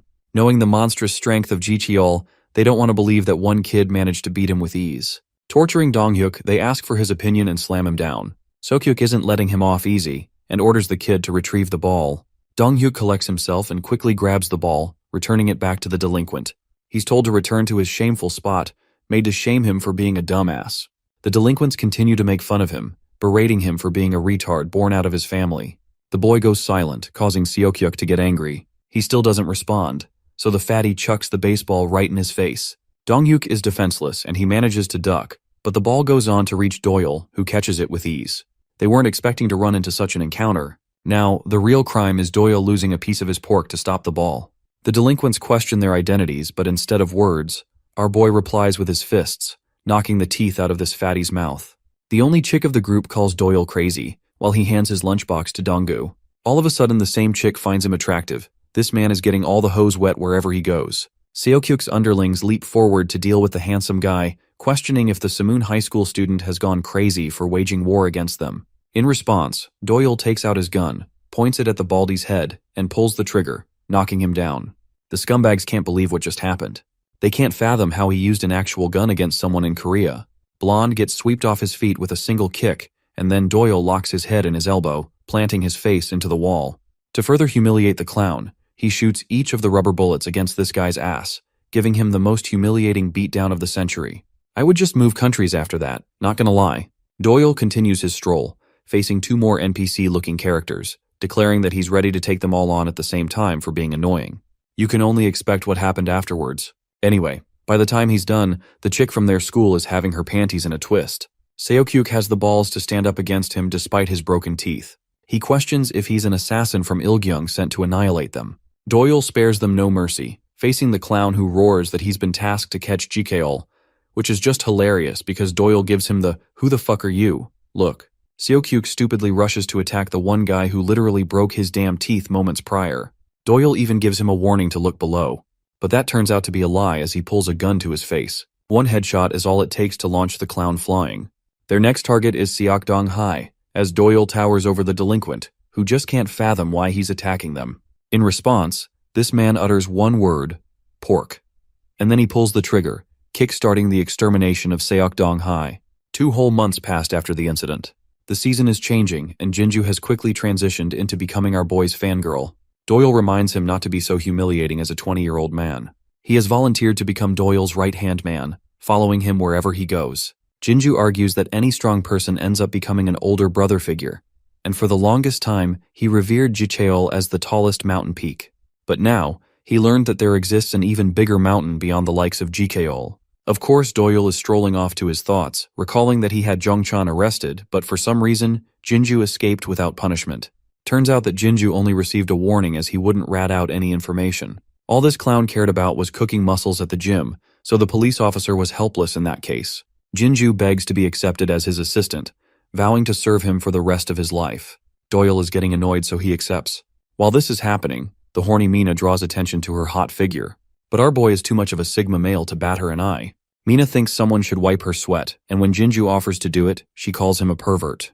Doyle is starting to amuse the possibility of killing these clowns and escaping Korea at this point. As for Donggu, he's receiving a punishment as an exercise. Poor guy doesn't know if he's being pranked or trained. He wanted it, so he's getting forced to train his physical body, mostly his lower body. Even though Doyle has yet to teach him a single technique, our boy doesn't care if he whines or complains. He's just handling things his own way. Later, Doyle demands 6 million won for the eradication of Seokdong High, the performance bonus being a sky-high amount. Even though it should be only 1 million, Doyle argues that it will take a lot more effort defeating Seokdong High than the gang he just annihilated. He's done his research in advance, but Doyle breaks the fourth wall and argues that the enemies who appear later are obviously always stronger, a rule in fiction. And when it comes to working with Donggu as an annoying teammate, things end up being more difficult. Doyle agreed to train him to the point of death so that Donggu could have the chance to prove himself. And now is the time for him to do just that. He wants Donggu to defeat Park Kangwook as his first opponent. Right now, the strongest person at the school is Kangwook since the other bullies transferred in fear. He wants Donggu to conquer Kangwook and take over the Sumun territory for himself. Donggu doesn't get how that would work since Doyle is already the boss. But our boy argues that his caliber is world-class and isn't restricted to a tiny high school. Donggu pictures himself being a mean boss controlling the school. Doyle tells him that if he conquers the school, they can collectively demolish Seokdong within the span of a single week. Back at class, the students are murmuring rumors of Donggu challenging Kangwook to a one-on-one battle. They wonder if Donggu's attitude has changed after encountering the transfer student, as he would have never done this in the past. The fight will happen in the auditorium, so the students go rushing to become members of the audience. The entire school has gathered, surrounding both fighters. Donggu is nervous as ever, while Kangwook is thinking he's being toyed with like usual. The official battle between the two is about to begin. As for Doyle, he has quickly become the poster child responsible for slamming Ji Cheol to the ground. Every single eyewitness confirms this fact to be true, even though the footage of their fight was erased. They wonder what could have caused Ji Cheol to end up in a wheelchair, and why he retired from operating his gang, even going so far as to assume that the National Federation was responsible in stopping him. Still, it just doesn't add up how a bunch of weaklings from Sumun High School could ever beat the psychopath to this degree. Regardless, there were scumbags ready to betray the 12 nations, acting as the weakest link. And this brooding meathead is here to take care of those rats. He confronts a group led by Sangsik, who betrayed their boss for his own business. Sangsik orders his men to attack him, but they all get knocked down one after the other like flies. He even grabs one of them and slams a heavy knee to his face. The scene is brutal as this guy isn't even pulling his punches, demolishing his victims. He dashes forth and takes care of the remaining vermin, reaching for Sangsik and grabbing hold of a hammer. Quivering right where he stands, Sangsik tries to strike him, only to get his face splattered by the full weight of the hammer. Brutal sound of torture reverberates throughout the room. Sangsik was decimated for betraying the leader of Seokdong High. As for this behemoth, he's ranked second in the gang, known as Jang Chunsik, who vows to squash Doyle in their eventual encounter. Back to the auditorium, the students are awaiting in anticipation.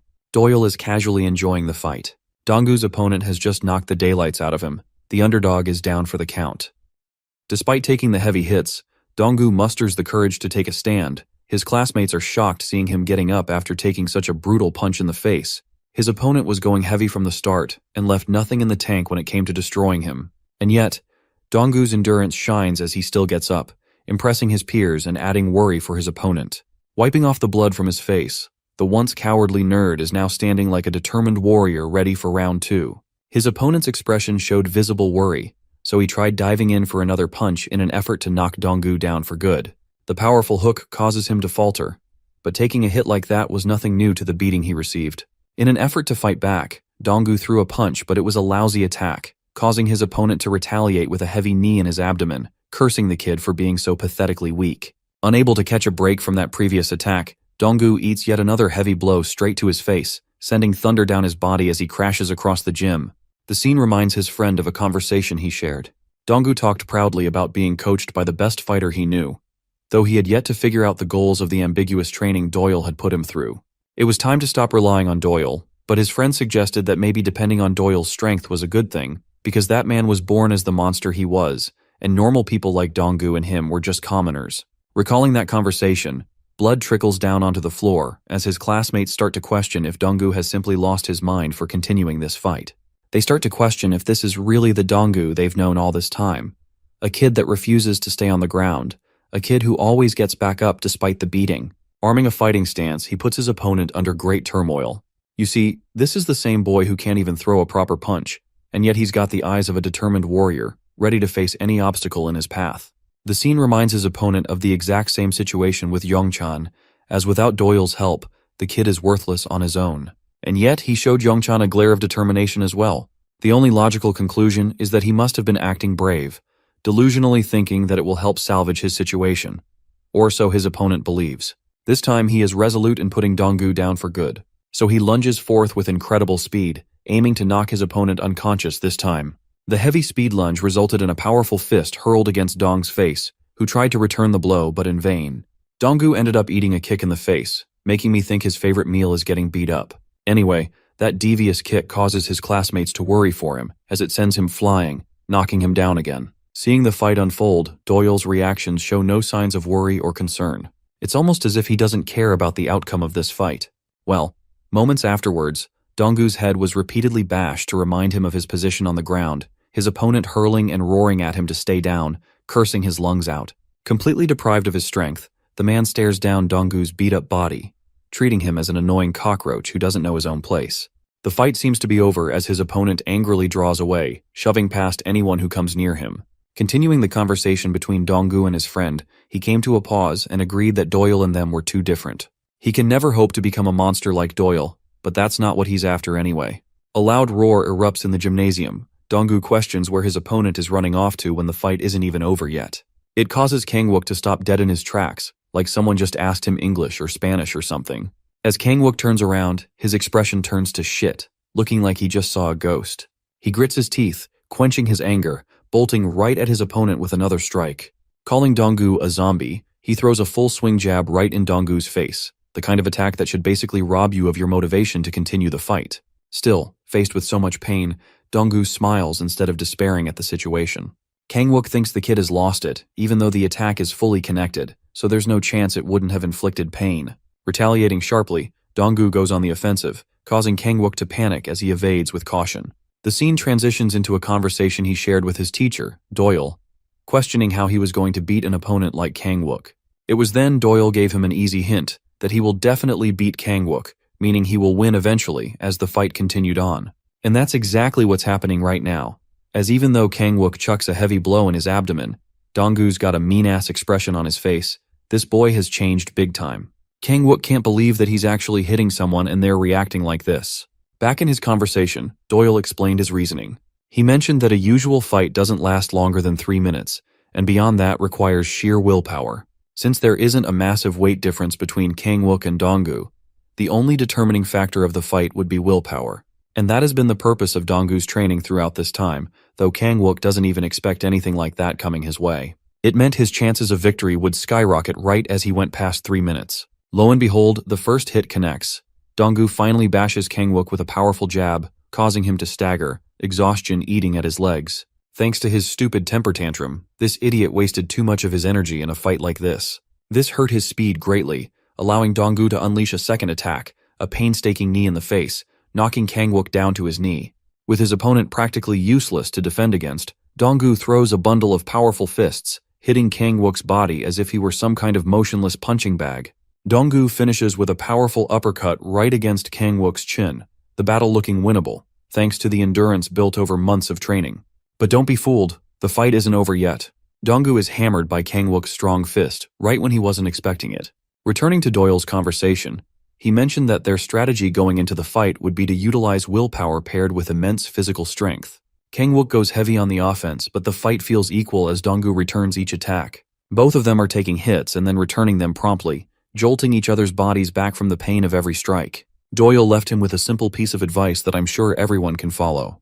He told him that when he felt like his most vulnerable, it was then he should make his body scream out another attempt to try just one more time. Donggu channels that advice into his core as he races forward, recalling each time he was brutally beaten up by his bullies, recalling how Kangwook made a fool out of him on every occasion, his goons toying with him. Each of those moments become ammunition for him, a reason to beat the daylights out of this piece of shit. Donggu's eyes are filled with a new flame of determination, a will to fight. He commands his body forward, greatly shocking his friend by his performance.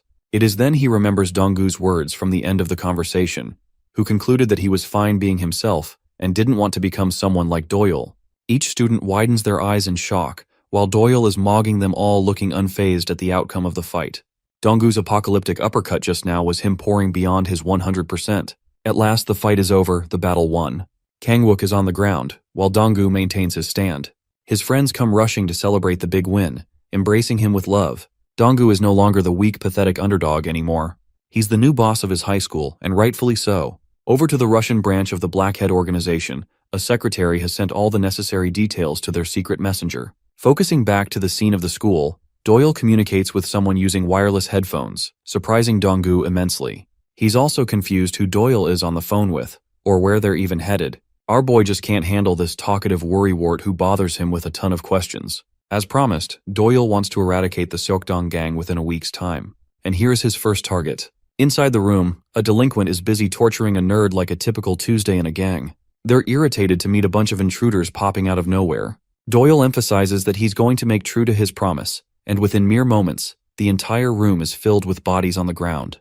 Their group leader is terrified to meet Doyle's gaze, shocked to find that Sumunhai possesses a powerhouse such as him. This guy is Jongsu, boasting the 4th rank among the Seokdong gang. But as usual, Doyle bitch slaps him and his group with his unorthodox fighting style, making excellent use of his surroundings. Trembling on the ground in fear, Jongsu is met with one terrifying question. It's a choice between life and death, raising the stakes even higher. Doyle tells him to listen carefully to what he's about to ask. The first thing he wants to know about is the gambling site these bastards are running, chasing young people as their demographic. Doyle wants this clown to surrender the evidence and involvement of Jongsu's men on the newly installed app. At this point, Jongsu is perplexed how a random guy knows about his website. The second thing Doyle has for him is an order to forward to their boss, Wang Kwakui. It's a deadline to meet Doyle in Sumunhai and surrender while he still can. He points to Donggu as the boss of Sumunhai, demanding Kwakui to kneel before the boss of the school, and if he does, there won't be any needless fighting. Jongsu is utterly stumped that Skindiana Jones over here, who looks like a nerd and weak as shit, is actually the boss of the school. He's even more worried that this guy may be stronger than Doyle, which is hilarious as hell. Donggu stops Doyle to check on what he just heard. Our boy thinks his plan is simple and solid, but perhaps he doesn't know about the kind of man Kwakui truly is. He's all kinds of frightening, so saying something like that is like asking for a death wish. Arguing that there's going to be a gang fight, Doyle believes it's going to be Samoon against Seokdong. It's pretty simple actually. So far, each person Doyle defeated caused another one to take their place and pop out of the blue. He's annoyed and doesn't want to take that painstaking route again. Instead, he's looking to annihilate Seokdong in a head-on collision. Donggu is scared shitless to remind him about the insane number of gang members they're gonna have to fend off in Seokdong. He's losing his mind, but Doyle is too busy aura farming and doesn't care about the details. He turns to Jongsu, reminding him to bring their leader to him in person. Even Jongsu lets out a nervous laugh, pointing out the irony of the situation. Normally, people are usually avoiding Kwakui like their life depended on it. But here, this man is asking to meet the devil himself in person. It's not surprising why Jongsu is reacting like this. Cutting to a warehouse in Gimshin, we get to see one guy taking the piss, literally out of fear. What he sees before him is a monster destroying every human in his path with incredible speed. He's like a ghost with an unmatched speed. The moment this random gang member tries to escape, his life is already cut short as a blade slices his throat. This psychopath merely smiles in glee. Jongsu can't believe that Doyle wants to actually meet this guy, the boss that is known to be violent and unstoppable. This guy is literally throwing hands with everyone, cutting entire groups without breaking a sweat. Unfortunately, Kwakui is busy wrapping things up on a business trip, so finding him now would be hard. But Jongsu promises to inform Doyle of his return back to Seoul. Here's the plot twist. The psychopath we saw just now, the one who was casually dismantling groups on his own, isn't Wang Kwakui. In fact, he experiences true fear when Saitama's death fist is aiming right at his face, sending him flying from a single punch and knocking his damn teeth out. Even though I thought the boss was going to be a disheveled psychopath like Jikeol, it turns out he's actually dripped out with a suit and a serious man. Back in Seoul, Jikeol is being detained on a wheelchair, his life crippled forever, and he receives an unexpected visitor to his cell. As per the usual, Doyle's name is famous thanks to the advertised posters. Chunsik learns about Doyle's recent dismantling of Seokdong High's groups. He also learns that the real boss is actually Donggu, and that Doyle is nothing more than a subordinate to this guy. Jongsu reports how these guys barged in without notice and ordered to summon their leader with an ultimatum. Jongsu acts tough, stating that he handled the threat and sent the kids right back home. Chunsik rips off the poster, believing that this world has truly gone crazy. His verdict? Just leave them be, after all. Doyle is supposedly the rumored guy who also beat Jikeol. Chunsik is more than certain that he's a con artist who falsely advertised his own name. To him, Doyle appears to be some kind of attention-seeking brat going around spreading lies. So in reality, Not a single soul will ever believe Jicheo lost to him, which also means he might want to do the same to Seokdong High. Chunsik thinks that these attention-seeking pests are nothing more than insects at the end of the day, who should be ignored and deprived of attention. Back at their school, Doyle is leisurely enjoying himself when Donggu worriedly asks if Kwakui will really show up to their school. He's afraid of the worst if Kwakui does come around, but Doyle is confident they'll be able to overwhelm their gang's leader in one way or another. But Donggu thinks this guy is overestimating his abilities because he knows next to nothing about the Seokdong gang leader. He's meaner than mean, a supposed guy who has far surpassed the limitations of humans. A man known to be human, but his strength makes you question whether he truly is or not. Doyle inquires more, causing Donggu to tell him a story regarding a rumor he heard about Kwakui. Apparently, this son of a gun was responsible for beating a bear to death after it escaped from a zoo. This bear was wreaking havoc and scaring the people, until he showed up. One man was responsible for beating it dead, and that man was none other than Wang Kwakui himself. Enjoying his drink, Doyle doesn't even bother to flinch, while Donggu is worried to death. Doyle argues that there isn't any point in lamenting their situation with how far they've come. While they're having their chat, a secret spy is eavesdropping on their conversation. Doyle confidently concludes that the gang's leader will definitely show up in Simoon. Back at Jongsu and Chunsik's meeting, Jongsu talks about how this supposed attention-seeker Doyle could pose trouble for them and create chaos, just like Chaeho. Chunsik remembers Chaeho, the dude from the National Federation. But that guy's so powerful that Jongsu would never have survived an encounter against them. Little does Chunsik know, Jongsik has his balls in his throat because that's literally what happened in his encounter against Doyle.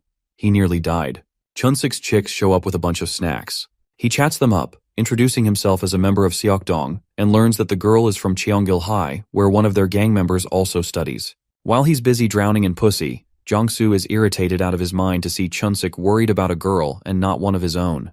Doyle ended up going to Jongsu's residence so he could always beat him black and blue if he betrays their deal.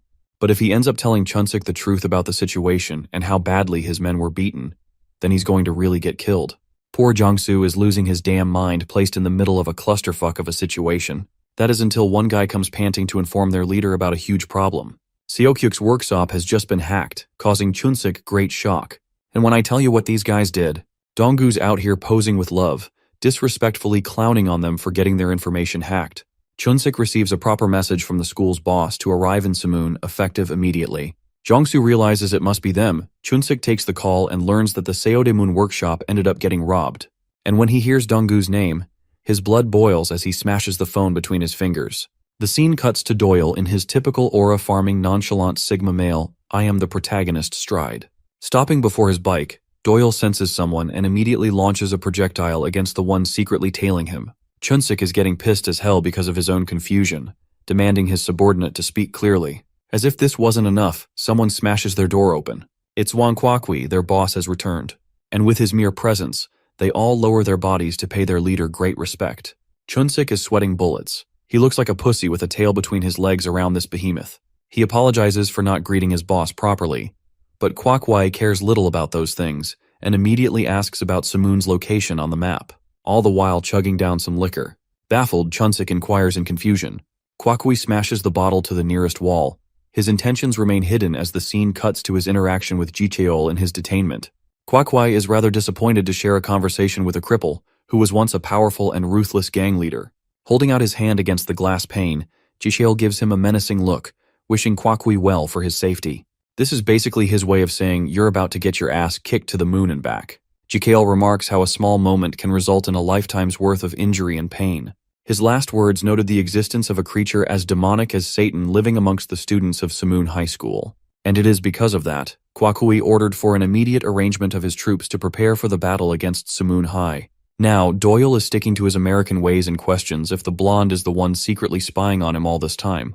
Apparently, Doyle is supposed to be this person's captain, suggesting a connection to his former team. Anyway, things are finally getting serious with Wang Kwakui officializing Seokdong's attack against Simoon High School.